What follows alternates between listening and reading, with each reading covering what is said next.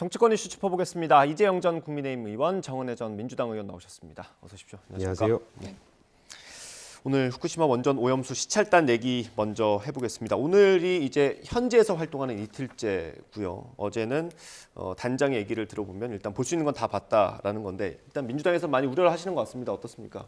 네, 이게 저는 처음부터 좀 우려가 됐던 부분이 정말 시찰단이다. 그냥 눈으로만 보고 오는 것이 아닌가라는 생각이 들었습니다. 우리가 정말 조사를 하고 이것이 위험한지 아닌지를 판단을 하고 와야 하는데 네. 그냥 눈으로 보고 오고 이게 그냥 이렇다 나중에 그리고 나서 일본에 어떤 명분을 주는 것이 아닌가라는 생각이 들어서 좀 우려가 됐는데요. 네. 특히 더 가장 걱정이 되는 것은 그 후쿠시마산 수산물을 네. 이제 수입 금지를 해제해달라 이런 얘기들까지 있어서 저는 지금 또 6살 난 지금 유치원생 딸이 있습니다. 그래서 네. 좀 굉장히 더 개인적으로도 좀 두렵기도 하고 또 우려되는 부분이 있는데 가장 중요한 건 그겁니다. 지금 일본 같은 경우는 우리들에게 어떤 좀 증명을 하고 싶고 설명을 하고 싶다는 입장인 것 같은데요. 예. 대한민국 국민들이 얼마만큼 신뢰를 할 수 있는가라는 문제입니다. 네. 저는 팩트를 굉장히 과학적인 문제이기 때문에 국민 여러분들께서도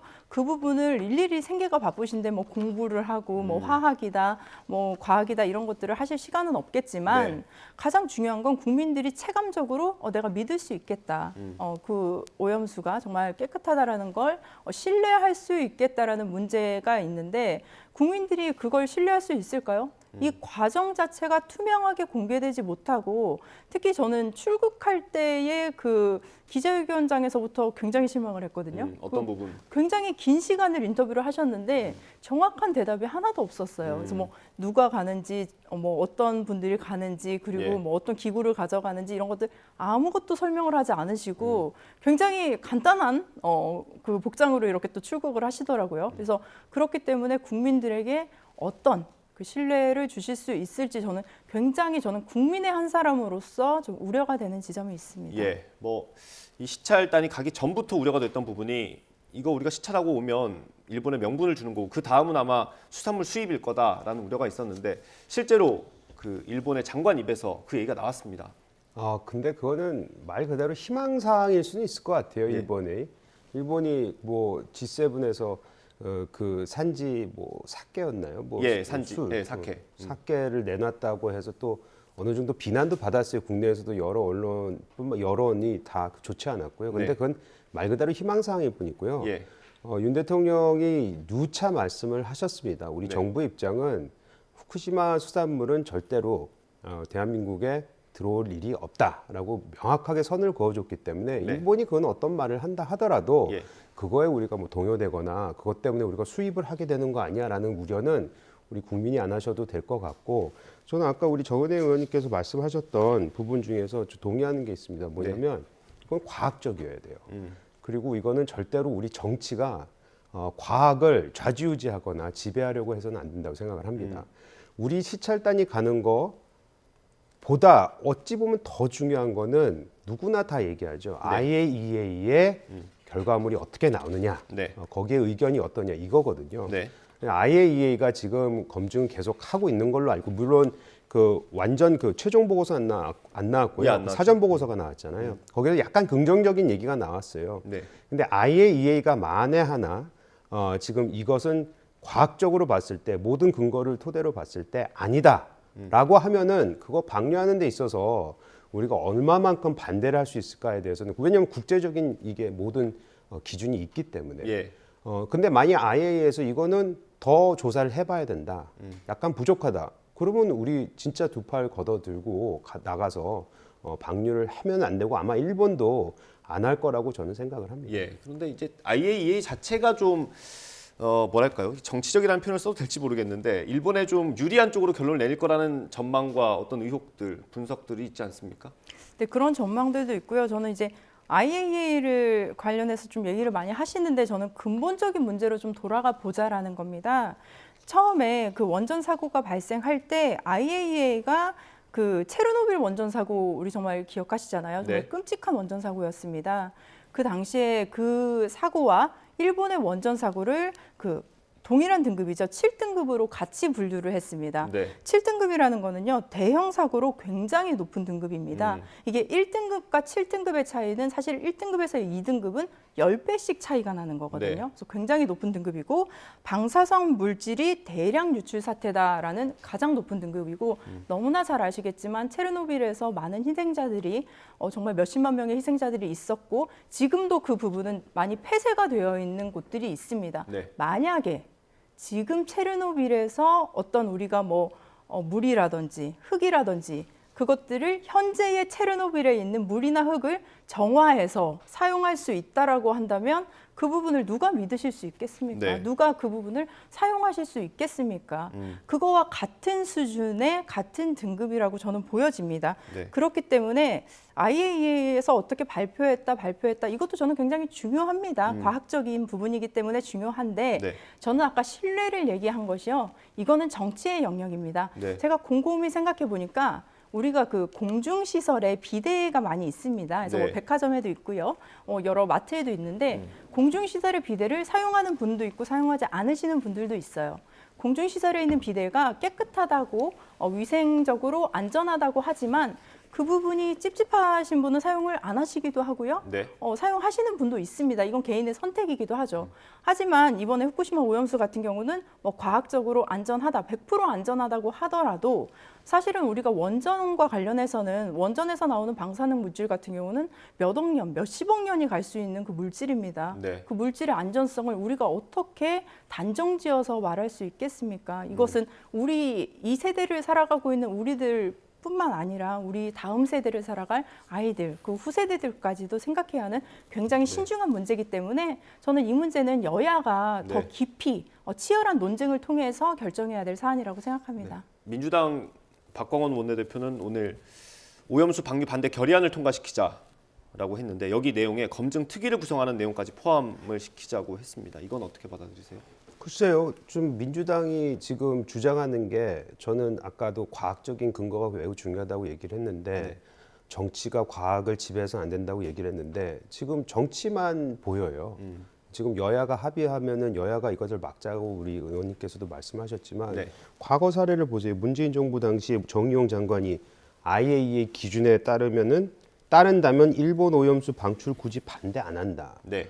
이런 말씀을 하셨잖아요. 그거 제가 조금 설명드릴까요? 네. 그 2021년 4월인데 무조건 반대하는 게 아니다라는 취지로 기사가 많이 나왔습니다. 그때 그렇게 발언도 했고요. 근데 그 다음날 상임위인가에서 아마 좀 해명을 했던 게 전제 조건이 있어야 된다고 해명을 했었어요. 과학적인 근거, 충분한 사전 협의, 그리고 IAEA에 따른 투명한 방식, 그리고 우리 측의 전문가나 연구소 대표가 포함돼야 한다. 이 정도 조건이 되면 무조건 반대하진 않는다. 이런 내용이었습니다. 근데 어찌됐든 간에 거기에 전제 조건 달린 것들이 지금 가장 중요한 핵심 포인트가 IAEA고 방금 말씀하신 과학적 근거가 네. 중요하다. 이 말씀 아니세요?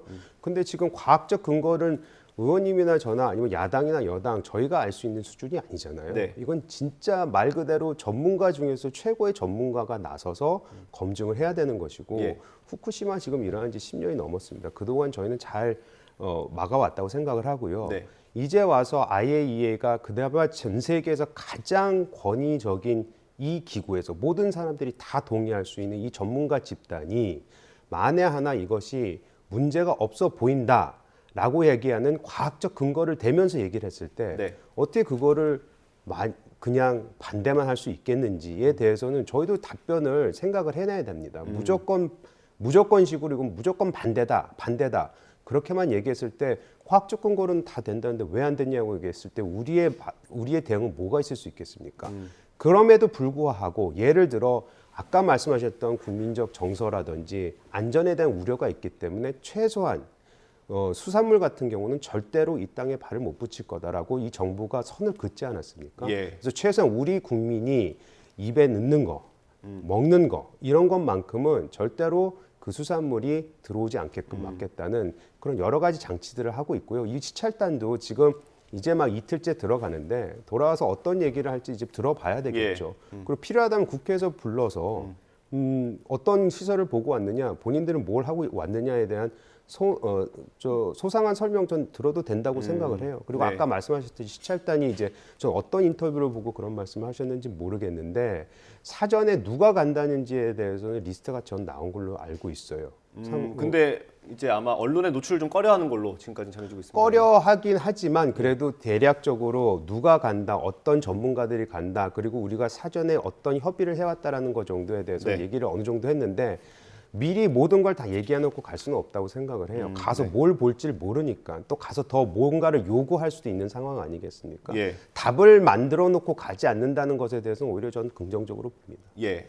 짧게 하나만 더 여쭤보겠습니다. 이미 벌어진 일이긴 한데 IAEA 같은 경우도 그 분석을 한 번만 하는 게 아니라 여러 나라에서 한다고 하더라고요. 교차 검증이 필요하기 때문에. 네. 근데 우리 시찰단 같은 경우는 민간 전문가를 안 데려가지 않았습니까? 그런 차원에서 보면 좀 다른 시각을 가질 수 있는 사람을 데려가는 게 마땅했던 거 아닌가요? 저는 우리나라가 지금 현재 일본에 가는 것 자체가 다른 시각에서 간다고 생각을 해요.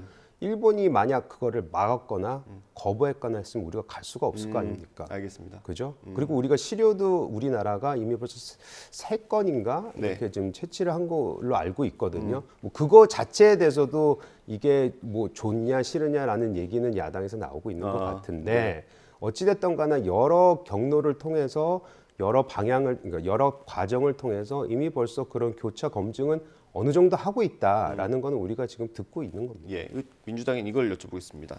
그 박광호 원내대표가 오늘 제안한 게 오염수 방류 반대 결의안을 통과시키자는 건데 이거는 과학적인 어떤 결과도 보지 않고 시찰단의 결과도 보지 않고 지금 하자는 게 정치적인 어떤 공세로 비칠 수도 있을 것 같습니다. 어떻습니까? 네, 제가 그 과학적인 부분에 대해서 계속 말씀을 하시는데 생각을 해보니까 정말 그렇게 과학적으로 안전하다고 한다면 정말 저는 그래요. 그럼 후쿠시마 뭐 이재명 그 대표님께서도 얘기를 하셨지만 뭐 그냥 식수로 만들어라, 뭐 물을 마셔라 이런 얘기도 하셨지만 우리가 뭐 제주도 같은 경우도 뭐 어떤 브랜드를 붙여서 네. 그 제주도에 그 어떤 브랜드의 물이 있지 않습니까? 네. 정말 후쿠시마 브랜드를 붙여서 물을 만들어서 팔 수도 있는 거죠. 예. 정말 그 정도 수준의 저는 그 정화가 됐다고 한다면 저는 사실 믿을 수 있을 것 같습니다.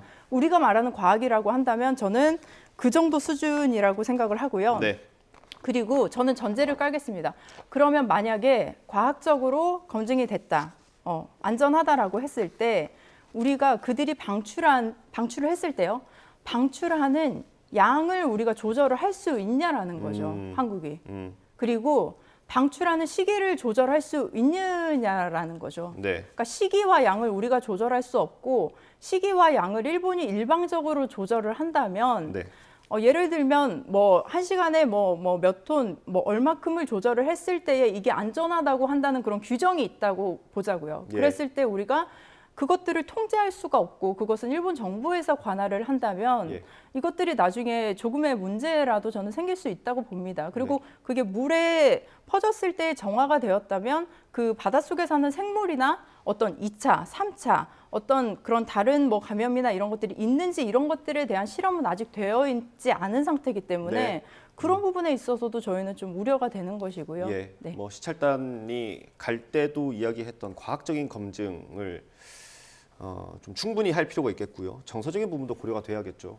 모든 것을 종합해서 어떤 결과를 가지고 돌아올지 좀 지켜보도록 하고요. 다음 주제로 넘어가 보겠습니다.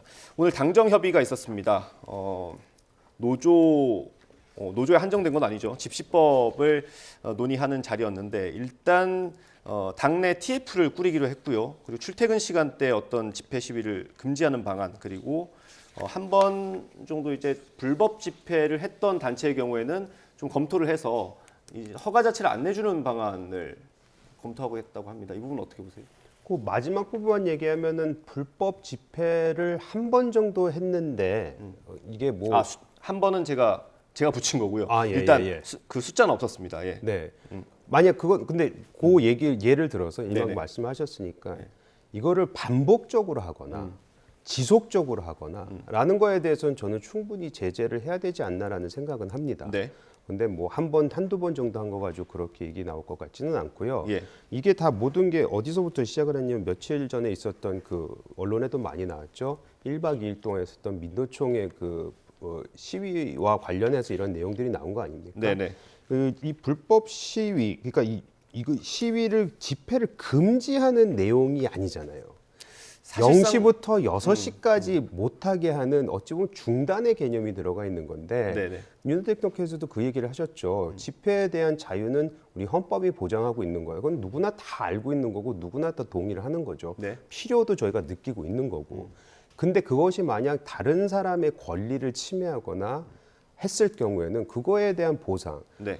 전번에 이거는 언론에서 나왔기 때문에 그 숫자를 제가 말씀드릴 필요는 없겠지만 예. 어마어마한 양의 쓰레기가 쌓였고 고성 밤 늦게까지 굉장히 시끄러웠고 예. 또 노상방뇨 그것도 제가 그것도 신문에서 보긴 했지만 예. 그런 일도 있었다고 하고 그 아침에 출퇴근하시는 시민들은 얼마나 불편하셨겠습니까? 그분들에 대한 불편함은 어떻게 보상을 받을 건지에 대해서 그런 얘기는 전혀 없잖아요.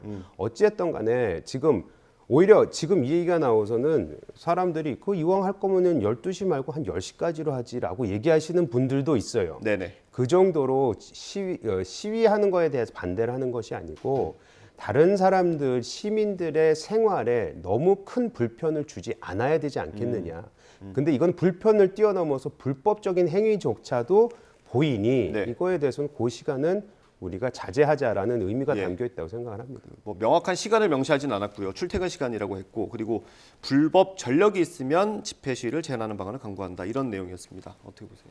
네, 예전에 제가 대학교 때 그 아르바이트를 해서 유럽 배낭여행을 간 적이 있습니다. 네. 그래서 당시에 저한테는 굉장히 귀한 시간이었죠.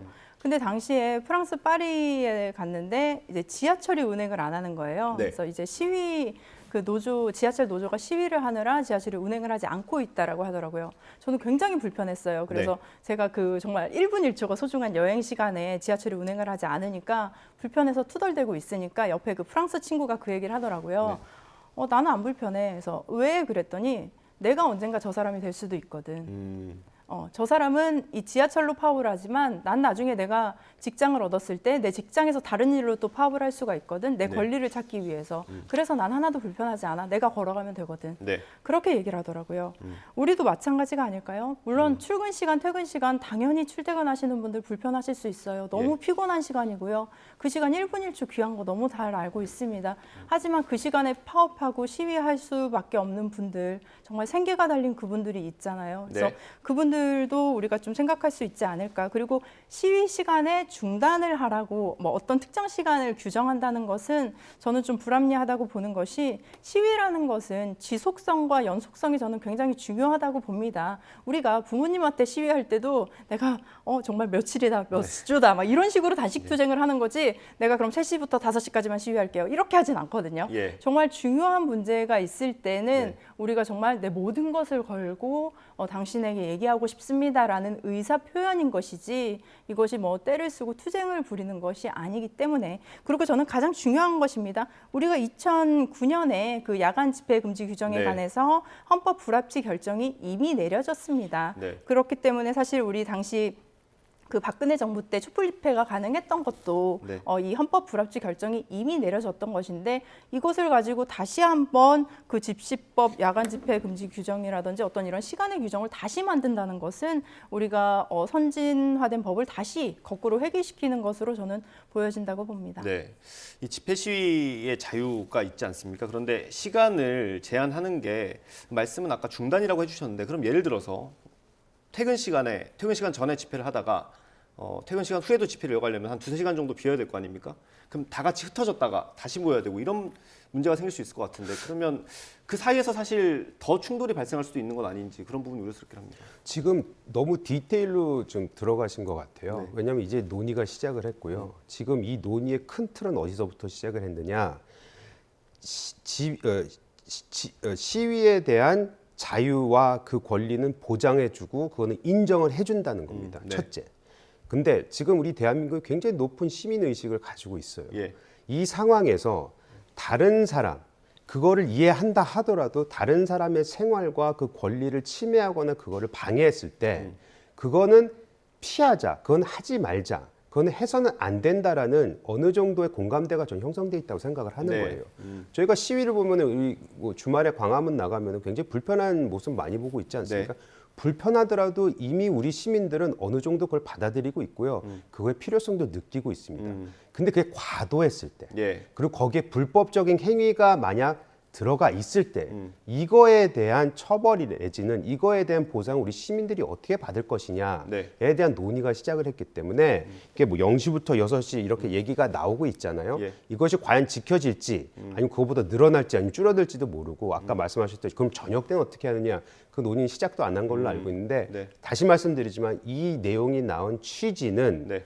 인정한다. 다만 우리가 모두 이해할 수 있는 그 범위 내에서 다른 사람들 침해하지 말고 본인들의 주장 열심히 해라. 이런 얘기를 드리는 겁니다. 그러니까 이게 현장에서 말씀하셨던 것처럼 불편을 느끼는 시민들이 굉장히 많았을 겁니다. 그래서 현장에서 통제하고 좀 그렇게 할 수 있는 공권력이 제대로 작동을 해야 되는 부분이 있을 것 같은데 면책을 좀 강화하는 부분은 어떻게 생각하세요? 네, 일단 그 현장에서 통제하는 저는 시스템을 만드는 건 굉장히 중요하다고 생각을 네, 합니다. 재앙까지 안 가려면 사실 거기서 막는 게 가장 더 효과적이지 않습니까? 네, 저도 그렇게 생각을 합니다. 그래서 저는 아까 뭐 의원님께서 말씀하신 뭐 쓰레기라든지 이런 부분은 저희가 충분히 규정을 만들 수 있을 것 같습니다. 그런 부분에 대해서는 어떤 뭐 좀 제한적인 부분을 가할 수 있다고 보여지고요. 근데 우리가 이 부분도 굉장히 좀 조심스럽습니다. 사실은 이런 대응 과정에서 우리가 최근에 얼마 전에 이제 5.18도 있었겠지만 이런 좀 대응 과정에 있어서 이렇게 좀 물리적인 충돌이나 이런 것들이 또 발생할 수도 있기 때문에 네. 그런 부분들은 굉장히 조심스러워야 하고 모든 것들은 저는 사실 이런 특히 시위 현장 같은 경우는 굉장히 좀 감정적으로 과격해질 수 있는 부분들이 있기 때문에 네. 정말 시스템상 안에서 정해진 룰 안에서 움직여야 하는데 그 디테일적인 룰들, 규정들, 규칙들을 만드는 것들은 저는 굉장히 중요하다고 생각하고 필요하다고 생각합니다. 네, 일단 뭐 당정 협의에서 관련된 내용이 나왔고 정치권에서 어떤 논의가 있을지는 좀 지켜봐야 되는 상황입니다. 다음 주제로 넘어가 보겠습니다. 연결되는 걸 수도 있는데 조금 전에 뉴스 시작 전에 저희가 속보로 전해드렸고 국회 연결해서도 전해드렸는데 노란봉투법이라고 불리는 노조법 개정안 2, 3조를 개정하는 개정안이죠. 이게 환노위에서 통과가 되고 법사위에 계류 중인데 이 법사위를 거치지 않고 바로 본회의로 갈 수 있는 직회부안이 환노위에서 의결이 됐습니다. 그러니까 본회의로 바로 갈 수 있게 된 겁니다. 이런 경우가 몇 차례 있었던 걸로 기억하는데 어떻게 보셨어요? 글쎄요, 이거는 지금 그 여야가 첨예하게 대립하고 있는 부분 아닌가요? 네. 그리고 이거는 이 노란 봉투법안을 봐야 되는 게 아니고 전반적인 지금부터 연말까지 어찌 보면 내년 총선까지 네. 그 야당의 그 정치적 전략이 담겨져 있는 행위가 아닌가 그런 생각을 해요. 왜냐하면은 지금 현재 윤 대통령께서 이미 벌써 거부권을 2번이나 행사를 했단 말입니다. 네. 그게 정치적인 부담이 매우 되는에도 불구하고 그렇게밖에 될 수 없었던 이유는 여야가 합의점을 못 찾는 부분. 네. 특히 뭐 저는 여당이지만 야당이 저희 쪽의 얘기를 전혀 들어주지 않는다라는 느낌을 가지고 있는 거거든요. 네. 즉 이거는 법을 통과시키기 위해서 그 법에서 그 법을 통과시킴으로 해서 혜택을 받는 사람들에 대한 그걸 위한 것이 아니고 네. 오히려 대통령으로 하여금 거부권을 행사하게끔 하려고 하는 그런 정치적인 의도가 담겨져 있는 것이 아닌가 그런 좀 의심이 듭니다. 네, 의원님. 네, 저는 정치적인 의도라고 보여지진 않습니다. 제 개인적인 생각으로는 이거는 가치의 문제인 것 같습니다. 우리가 아까 뭐 집시법 개정도 얘기했지만 사실 네. 집시법 개정 같은 경우는 집회의 자유를 제한하는 법으로 저는 보여지고요. 네. 노란봉투법 같은 경우는 집회를 어떻게 보면 조금 더 효율적으로 잘할 수 있게 하는가에 대한 법이라고 생각을 합니다. 네. 그리고 법안의 내용 자체가 우리가 모든 불법에 대한 허용을 하는 것이 아니라 네. 파괴 행위를 제외한 부분에 대한 허용이라는 점을 저는 국민 여러분들께 설명을 드리고 싶고요. 사실은 우리가 지금 이번에 법안이 이렇게 또 상정이 되고 하는 것들은 국회의 그 정상적인 절차에 따른 직회부가 진행된 것이다라고 말씀을 드리고 싶습니다. 그래서 저희가 너무나 잘 아시겠지만 법사위에 계류된 지 60일 이상이 지나면 네. 그 소관 상임위 제적위원 5분의 3 이상의 찬성으로 본회의에 부의를 요청할 수 있고요. 네. 그래서 지금 부의 요청이 이루어지면 향후 30일 이내에 노란봉투법을 본회의에 부의를 할 수 있게 되고 그리고 이 기간에 부의가 무산될 경우에 국회 본회의에서 무기명 투표를 거쳐 부의 여부가 결정되게 된다고 합니다. 네. 그래서 이거는 그냥 절차에 따른 것이고 특히 국회의 의석 어떤 당이 의석수가 더 있느냐 없느냐에 따른 것이기 때문에 절차적으로 저는 전혀 문제가 없다. 그리고 민주당이 주장하는 바는 가치다. 어떤 뭐 이건 정치적으로 이용하는 것이 아니라 네. 민주당이 주장하는 가치, 좀 더 집회를 그리고 이런 합법적인 파업을 보장할 수 있는 기회를 제공하는 것을 예. 법적으로 우리가 보장을 하겠다라는 그런 정치적인 철학, 그런 의지가 담긴 법안이다라고 생각해 네. 주시면 좋을 것 이거 같습니다. 한마디만 할게요. 그 네. 법률과 과정에 대해서 늘 이제 코너에 몰리면 그런 말씀들을 민주당에서 많이 하시는데 특히 요즘에 들어서 요즘이 아니죠. 어찌 보면은 180석 이상이 되는 그 거대 야당이 된다, 거대당이 된다는 그런 말씀들을 많이 하시는데요. 정치라는 것은 저는 합의점을 찾고 협상을 하고 국민들이 봤을 때 너희들 싸우지 말라는 얘기를 저희가 왜 괜히 듣습니까? 네.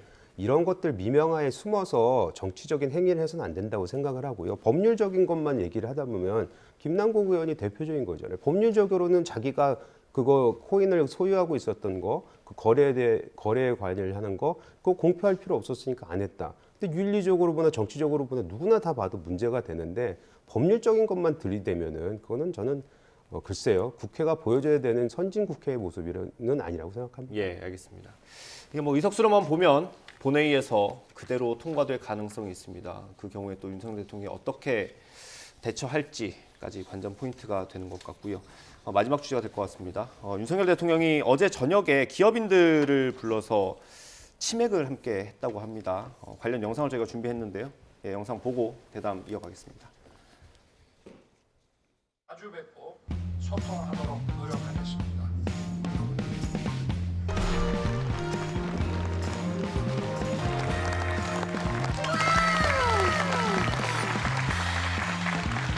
우리 정부의 중소기업 정책을 긍정적으로 평가하는 우리 기업인들이 77%라는 말을 듣고 그게 진정한 지지율이구나 그렇게 생각했습니다. 감사합니다.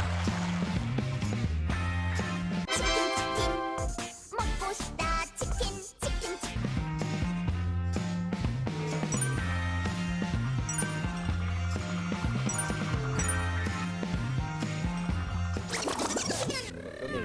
기자들이 선거탐이나 긴장도 푸시고 그걸 보면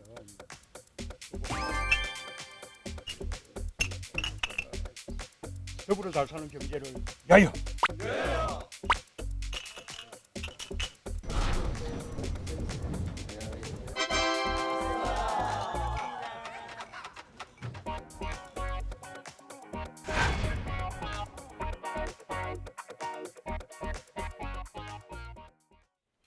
네, 경제인들과 만나는 자리였습니다.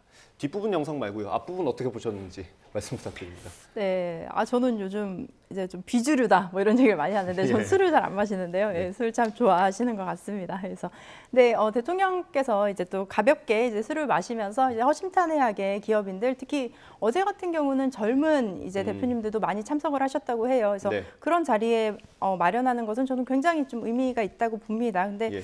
저는 대통령이라는 자리는 특히 말 한마디 또 눈빛 하나, 표정 하나가 굉장히 큰 메시지가 될 수가 있는데 특히 어제 제가 기사를 보면은 좀 특히 어제 그럼 무슨 말씀을 하셨나, 어떤 결과가 도출이 되었나를 좀 유심히 좀 많이 봤거든요. 근데 주요 기사들이 거의 뭐 치킨 180마리를 시켰다, 뭐 어떤 브랜드의 치킨, 어떤 브랜드의 맥주, 이 기사가 굉장히 많더라고요. 그래서 기자들이 잘못한 것 같습니다. 네, 그래서 그런가요? 그래서 아마 국민들이 알고 싶으신 것은 어제 그 정말 대단하신 어떤 예. 그런 대한민국의 경제를 이끄시는 분들을 만나서 어떤 방안을 만들어 오셨을까? 어떤 구상을 하셨을까? 이게 더 궁금하지 않으셨을까요? 그래서 그 부분에 대해서라도 이렇게 좀 간략하게 어떤 뭐 브리핑이라든지 어떤 정부의 어떤 발표들이 있었으면 좋지 않았을까라는 예. 아쉬움이 좀 남습니다. 일단 그 소통하는 부분은 굉장히 좋게 평가를 받아야겠죠. 정부 여당과도 소통을 굉장히 많이 하고요. 윤석열 대통령이 이렇게 기업인과도 자주 만나는데 공교롭게 어제 국무회의 모두 발언이 생중계로 되고 네. 이런 비슷한 일들이 몇 차례 있지 않았습니까? 뭐 정상회담 마친 이후에 설명하는 자리가 대부분 국무회의에서 있었는데 기자들과 소통하는 건 좀 아직 부족하지 않나라는 생각이 듭니다. 그 처음에 해봤잖아요. 예. 그 도어스태핑이라 네. 그랬던가요? 그리고 솔직히 말해서 그 처음에 굉장히 그 과감하게 시도한 거였죠. 과거에 있지도 않았던 소통 방식이었으니까 어찌 보면 다 드러내놓고 소통을 하고자 하는 노력을 그렇게 과감하게 했는데 실망도 있었고요. 네. 그것이 본인의 실수냐 아니면 기자단의 실수냐 이거는 뭐 차지해 두더라도 그렇기 때문에 기자들과의 직접 소통을 하는 것에 대해서는 어느 정도 조심해야 하는 것 같아요. 근데 네. 저는 그게 꼭 나쁘냐라고 생각하는 건 저는 아니라고 봅니다. 그런데 왜냐하면 지금의 상황만 보면 국민들과 소통하는 게 양방향이 아니고 일방만 되고 있는 것처럼 보이거든요. 아니 그 당시에 기억나실지 모르지만 그 스티핑 때도 좀 대통령실에서 정제된 메시지, 좀 잘 준비된 메시지 그런 걸 해서 필요할 때 적시적소에 놔야지 많이 되는 거 아니냐 그래야지 대통령답지라는 얘기도 사실 많았거든요. 네. 그런 의미에서 본인이 지금 여러 가지 국무회의를 통해서 내놓는 메시지가 하나의 소통의 그 방식으로 자리를 잡는 것 같습니다. 예. 그런데 이게 또 익숙해지다 보면은 저는 또 다른 소통의 창구가 열릴 거라고 생각합니다. 네, 알겠습니다. 저희가 시간이 다 됐는데 의원님께 신상 발언 기회를 짧게 드리려고 합니다.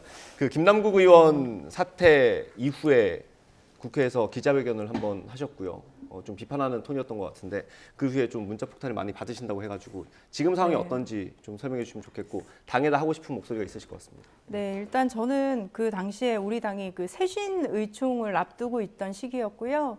그때 이제 저희 청년들이, 그래서 저 같은 경우도 당에 한 20년 정도 당 생활을 했습니다. 그래서 청년들이 기자회견을 했던 자리였고, 사실은 저희는 그 김남국 의원 개인을 공격했던 것은 아닙니다. 그래서 민주당의 도덕성의 회복, 그리고 특히 뭐 코인과 관련해서는 당 전체의 전수조사를 의뢰했던 것이고, 그 부분에 있어서는 저는 가장 중요한 건 그겁니다. 우리가 도덕성을 얘기를 하는데 국민 눈높이에 맞는 도덕성의 기준을 조금 더 민주당이 돌아보고 네. 그 기준을 세우고 앞으로 그 기준에 따라서 좀 판단하고 평가를 했으면 하는 바람이 있습니다. 예, 지금 전화기가 테이블 위에 있는데 안 울리는 거 보니까 네. 차단을 많이 하신 겁니까? 지금 무음으로 해놨고요. 예. 그리고 사실은 뭐 전화로도 많이 오고 아, 그리고 그렇습니까? 사실 제가 특히 뭐 인스타그램이나 페이스북에 댓글로도 사실은 좀 많이 이렇게 불편한 마음들을 이렇게 달아주시고 또 개인적인 메시지로도 뭐 제 개인적인 것까지도 막 해서 이렇게 글을 남겨주시는 분들이 많아요. 그래서 예. 저도